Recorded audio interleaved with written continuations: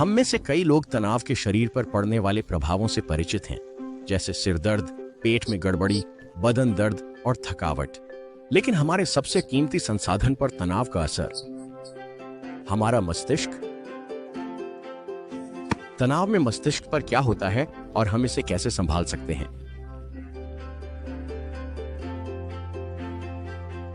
तनाव में एक शारीरिक प्रतिक्रिया होती है। यह मस्तिष्क को सीधे प्रभावित करती है और ध्यान में बाधा डालती है।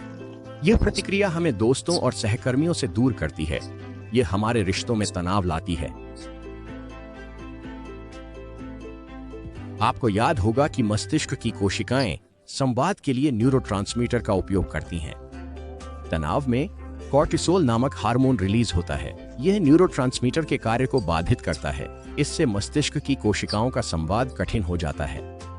इससे हमारी सोचने की क्षमता प्रभावित होती है और संकट या तनावपूर्ण स्थिति में हम भ्रमित हो जाते हैं। कॉर्टिसोल एक रासायनिक प्रतिक्रिया करता है। यह मस्तिष्क की कोशिकाओं को मारता है। साथ ही कॉर्टिसोल लड़ाई भागो प्रतिक्रिया शुरू करता है। यह रक्त ग्लूकोज या ऊर्जा को मस्तिष्क से हटाकर मांसपेशियों की ओर भेजता है ताकि हम लड़ या भाग सकें। यह हमें खतरे से बचा सकता है, लेकिन दैनिक जीवन में तनाव के समय यह मस्तिष्क में ऊर्जा संकट पैदा करता है। इससे नई चीजें सीखने की क्षमता बाधित होती है।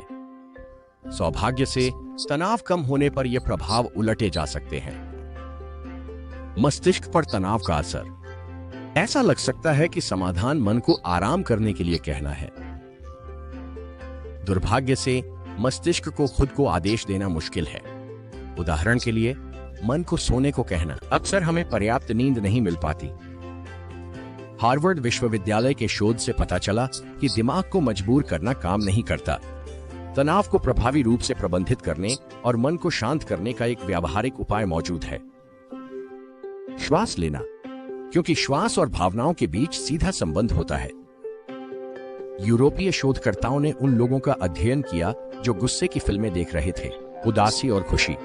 उन्होंने पाया कि प्रत्येक भावना एक विशिष्ट श्वास पैटर्न बनाती है। उन्होंने यह भी पाया कि इन पैटर्न्स में श्वास लेने से वही भावनाएं उत्पन्न हो जाती हैं।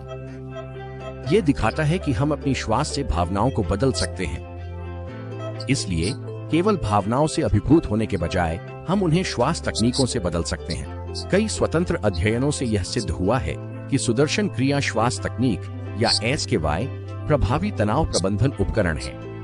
भारत के मानसिक स्वास्थ्य संस्थान के मनोचिकित्सकों ने पाया कि सुदर्शन क्रिया करने वालों में कोर्टिसोल का स्तर काफी कम होता है। स्वीडन में किए गए शोध से यह स्पष्ट होता है कि सुदर्शन क्रिया हमारे दैनिक जीवन के तनाव, चिंता और अवसाद को काफी हद तक कम करती है और हमारे उत्साह को बढ़ाता है।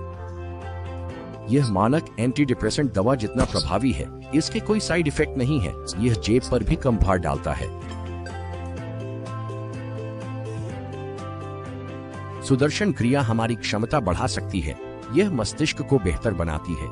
प्रकाशित शोध से पता चला है कि सुदर्शन क्रिया SKY बीटा तरंगे बढ़ाती है, जो सतर्कता और एकाग्रता में वृद्धि से जुड़ा होता है। स्वतंत्र शोध से पता चलता है कि सुदर्शन क्रिया एक प्रभावी श्वास तकनीक है। यह तनाव को कम करती है और मस्तिष्क की कार्य प्रणाली को बढ़ाती है। यह हमारी ध्यान केंद्रित करने की क्षमता सुधार सकता है, समस्याओं को हल करने और जटिल मुद्दों को समझने में मदद करता है और प्रतिरक्षा प्रणाली को बढ़ावा देने के साथ नियमित सुदर्शन क्रिया योग चिंता को दूर करता है और कल्याण बढ़ाता है। असल में प्रोलैक्टिन, जो कि एक कल्याणकारी हार्मोन है, सुदर्शन क्रिया योग के पहले ही सत्र से बहुत अधिक बढ़ जाता है और यह सर्वविदित है कि भावनात्मक कल्याण सीधे उत्पादकता, एकाग्रता, सीखने की क्षमता और सफलता से जुड़ा हुआ है। किसी भी व्यवसाय, संगठन या परिवार के लिए सुदर्शन क्रिया योग के लाभ स्पष्ट हैं। समय के साथ परिणाम बढ़ते हैं। एक ऐसी दुनिया में जहां हर कोई बढ़ते दबाव में है, नियमित सुदर्शन क्रिया योग हमारे मन और शरीर को लाभ पहुंचाता है। यह हमारे संबंधों को भी बेहतर बनाता है।